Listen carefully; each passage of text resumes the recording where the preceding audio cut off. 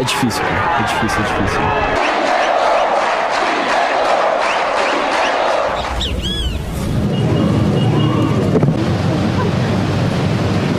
Muito, muito, muito, muito.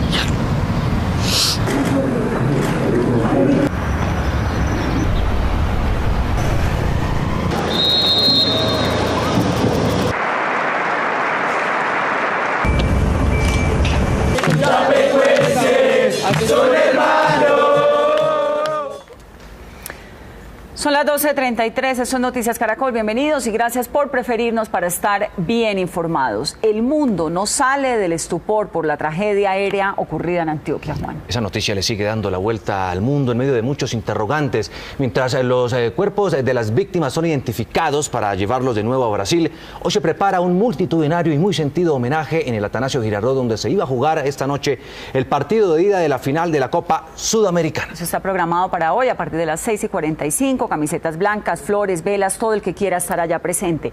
Vamos a desarrollar todo eso en esta emisión, pero comencemos con una revelación realmente muy impactante. Es el diálogo por radio entre el piloto del avión siniestrado y la controladora del aeropuerto de Río Negro.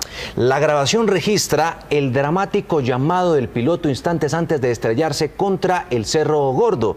Estamos en todos los puntos donde se genera esta noticia sobre esta dolorosa tragedia. Ahora sí, escuchemos la conversación entre el piloto y la controladora. En la grabación se escucha claramente cuando el piloto reporta la emergencia. Señorita, Lima India 2933 está en falla total, eléctrica total y combustible. Pista libre y operable, lluvia sobre la estación Lima India de 933, bomberos alertados. Cuidado, Lima India. Vectores, señorita, vectores a la pista. Y en ese momento el avión sale del radar. La señal radar se perdió, no lo tengo, notifique rumbo ahora. Vamos con rumbo 360. Con rumbo, mire por la izquierda, 010, procedería al localizador del borde Río Negro, una milla adelante del borde. Al momento usted se encuentra, correcto, le confirmo, por la izquierda con rumbo 350. Izquierda 350, señorita. Sí, correcto, usted está a 0,1 milla del borde Río Negro. No lo tengo con la altitud Lima India. El piloto nuevamente hace un llamado. 9.000 pies, señorita. Vectores. Usted está a 8.2 millas de la pista. Y luego se escucha esta expresión, aunque no queda claro si la dicen desde el avión de la mía o de otra aeronave conectada a esa hora a las comunicaciones. ¿Qué altitud tiene ahora? Pero a esa pregunta de la controladora ya no responde nadie desde el avión y segundos después se produjo la tragedia. ¿Qué pudo pasar con ese avión? ¿Cuáles fueron las posibles causas del accidente? ¿Qué fue lo que contó el copiloto de un avión de Avianca que estaba en vuelo en ese momento, que escuchó la conversación entre el piloto del avión siniestrado con la torre de control? José Luis Rodríguez nos va a ampliar. José. Hola Vanessa, pues son muchas preguntas y muy pocas las respuestas que hay hasta ahora y por eso nos acompaña el capitán José María Jaimes de la Organización de Aviadores de Avianca. Primero, capitán, muchas gracias y vamos a hablar del avión. El avión es un RJ-85. Háblenos de ese avión, capitán. Correcto, es un RJ-85 Regional Jet, su palabra lo dice. Es un avión que se usa normalmente para hacer vuelos regionales.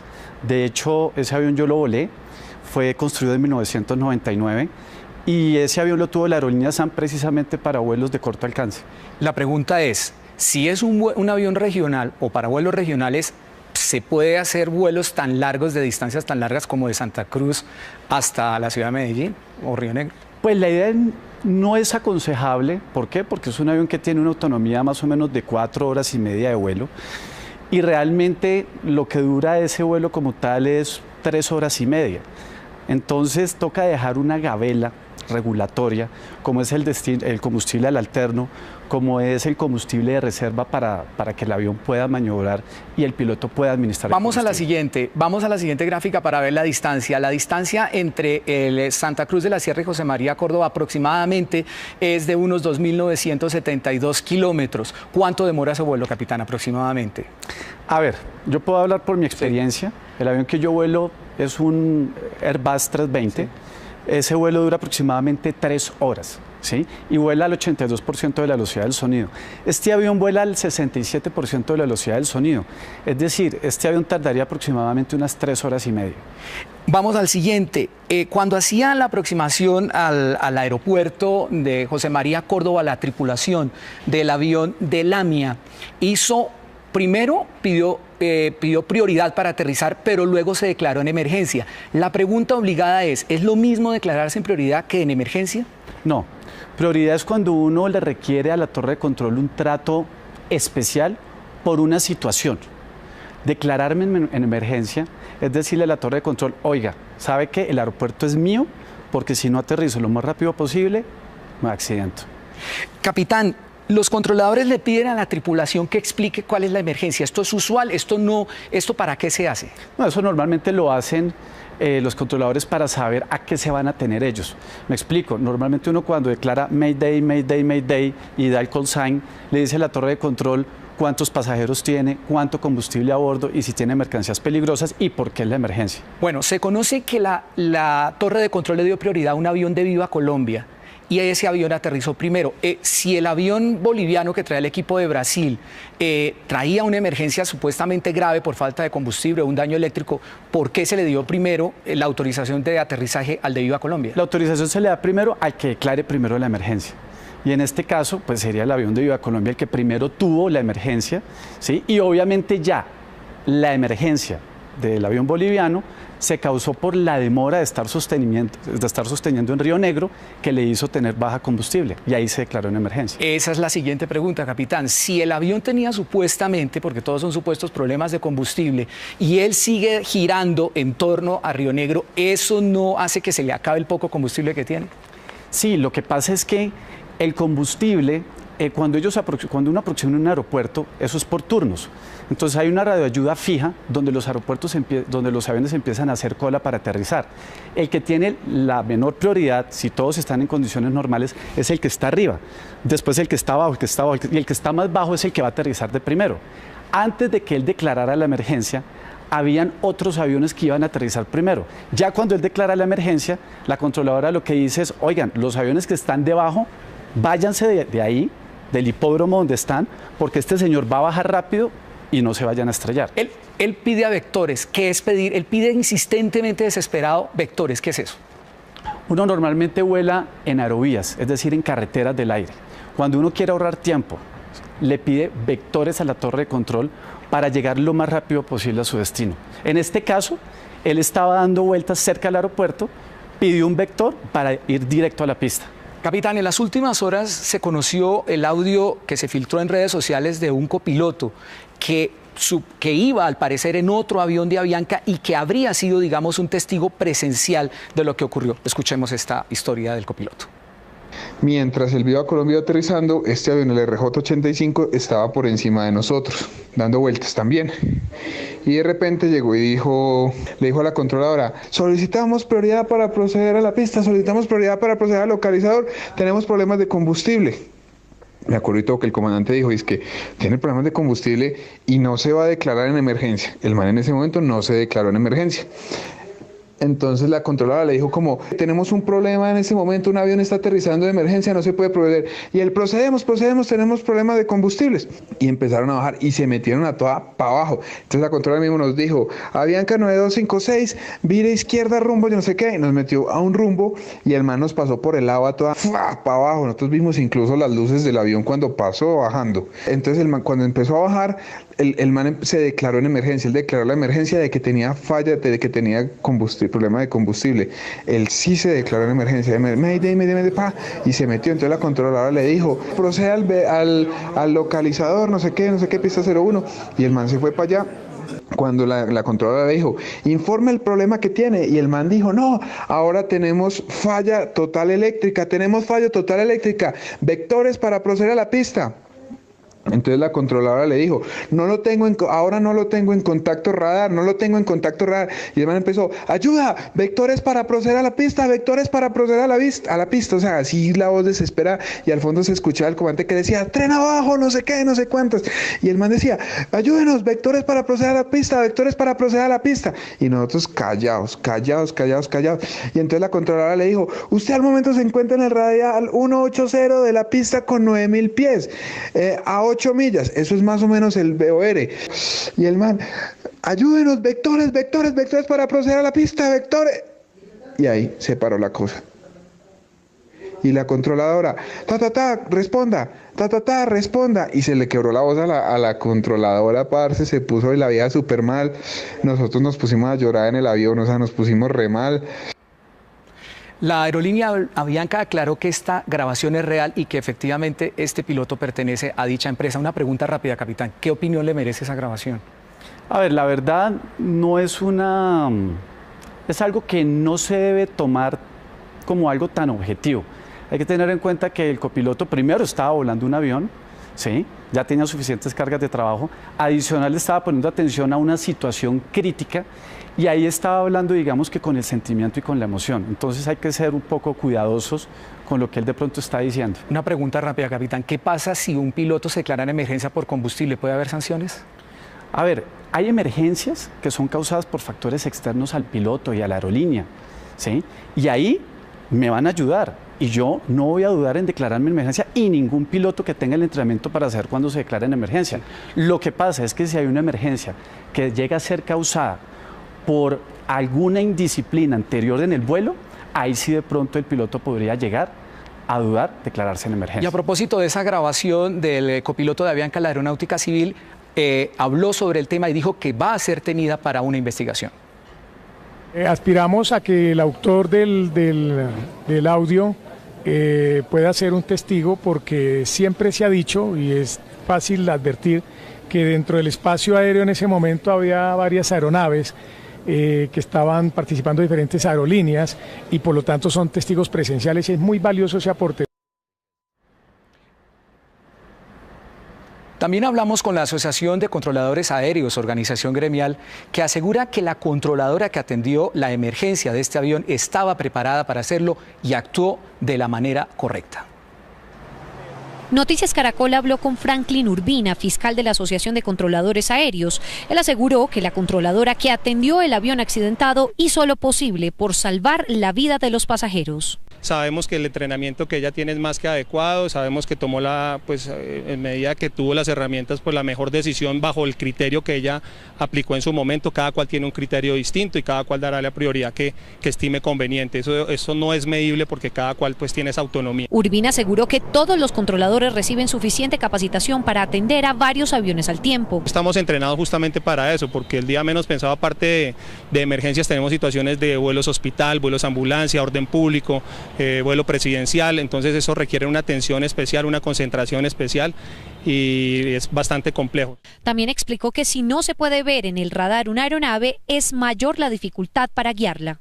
Si encuentra que no tenemos la visualización de la aeronave, pues no podemos darle esta asistencia, pues porque no hay cómo visualizar. Pero si tenemos la visualización correcta, por eso nuestras herramientas tienen que ser fiables, íntegras y redundantes, pues obviamente estamos prestos para prestar esta asistencia. Se espera que en un mes se entreguen los primeros resultados de la investigación de la caja negra del avión accidentado. Capitán, yo sé que es muy difícil, pero ¿qué cree usted después de las grabaciones que acabamos de escuchar, de todo lo que ha visto? ¿Qué cree que pudo haber pasado? Bueno, es importante aclarar que aquí estamos trabajando sobre hipótesis. Estamos ahora hablando sobre sobre un audio de un copiloto que estaba bajo un nivel emocional, y también sobre una grabación más creíble, pero estamos hablando de la situación como tal. Pero esto no nos está diciendo en ningún momento ni quién tuvo la culpa, ni exactamente qué fue lo que pasó. Los motores de un avión se pueden apagar por infinitas cosas, porque se acaba el combustible, porque hay contaminación de combustible, por ceniza volcánica, por muchas cosas.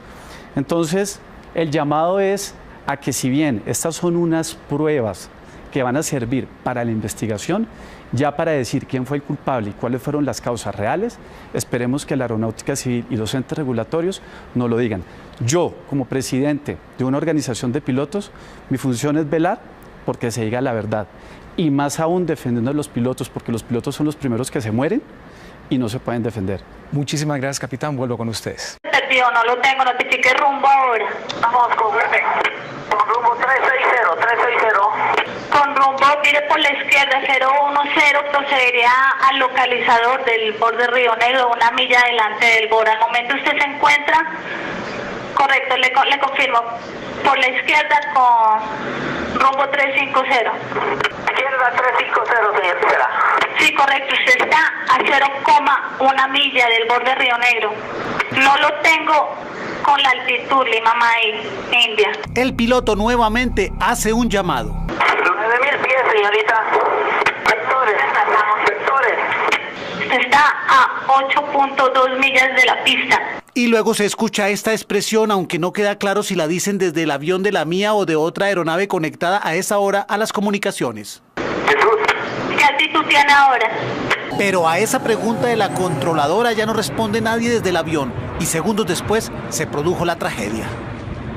¿Qué pudo pasar con ese avión? ¿Cuáles fueron las posibles causas del accidente? ¿Qué fue lo que contó el copiloto de un avión de Avianca que estaba en vuelo en ese momento, que escuchó la conversación entre el piloto del avión siniestrado con la torre de control? José Luis Rodríguez nos va a ampliar. José. Hola Vanessa, pues son muchas preguntas y muy pocas las respuestas que hay hasta ahora y por eso nos acompaña el capitán José María Jaimes de la Organización de Aviadores de Avianca. Primero, capitán, muchas gracias y vamos a hablar del avión. El avión es un RJ-85. Háblenos de ese avión, capitán. Correcto, es un RJ-85 Regional Jet, su palabra lo dice. Es un avión que se usa normalmente para hacer vuelos regionales.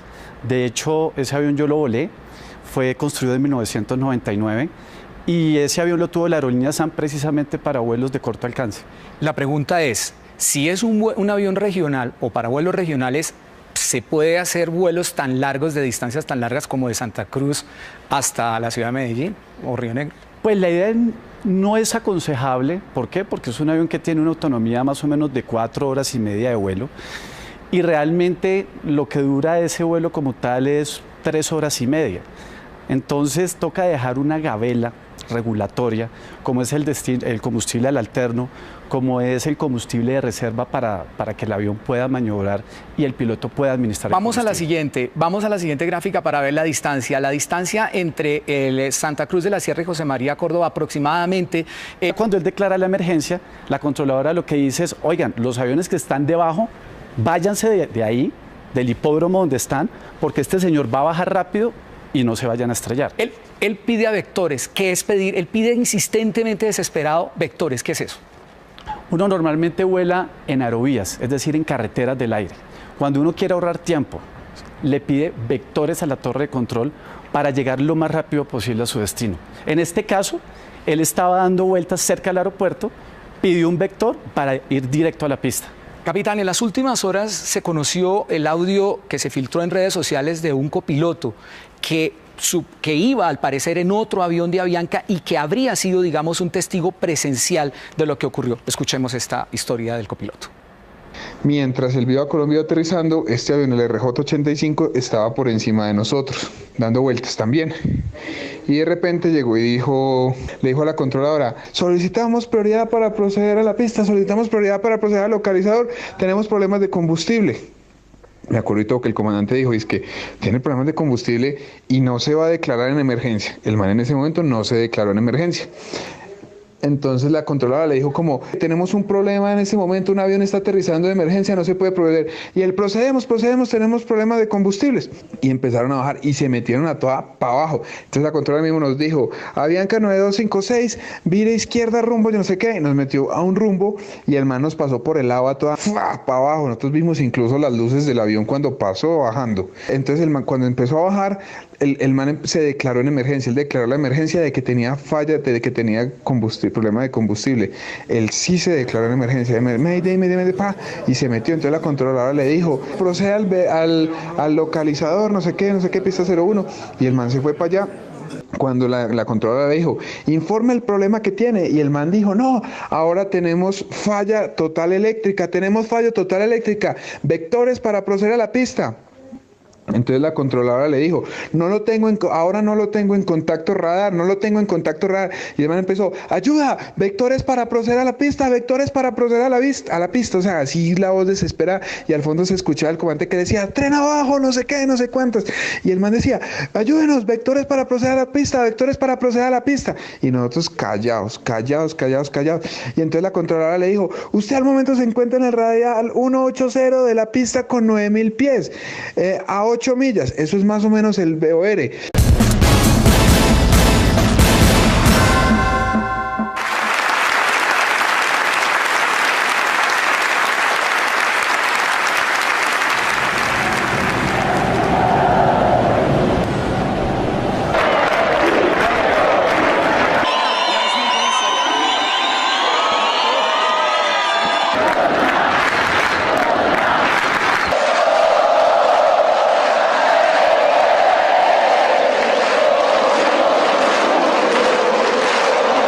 É difícil.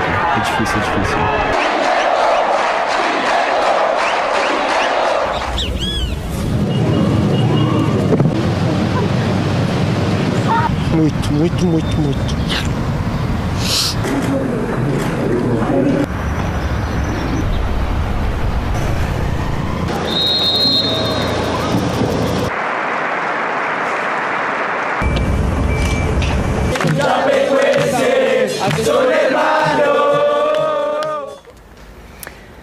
Son las 12:33, eso es Noticias Caracol, bienvenidos y gracias por preferirnos para estar bien informados. El mundo no sale del estupor por la tragedia aérea ocurrida en Antioquia, Juan. Esa noticia le sigue dando la vuelta al mundo en medio de muchos interrogantes. Mientras los cuerpos de las víctimas son identificados para llevarlos de nuevo a Brasil, hoy se prepara un multitudinario y muy sentido homenaje en el Atanasio Girardot, donde se iba a jugar esta noche el partido de ida de la final de la Copa Sudamericana. Eso está programado para hoy a partir de las 6:45, camisetas blancas, flores, velas, todo el que quiera estar allá presente.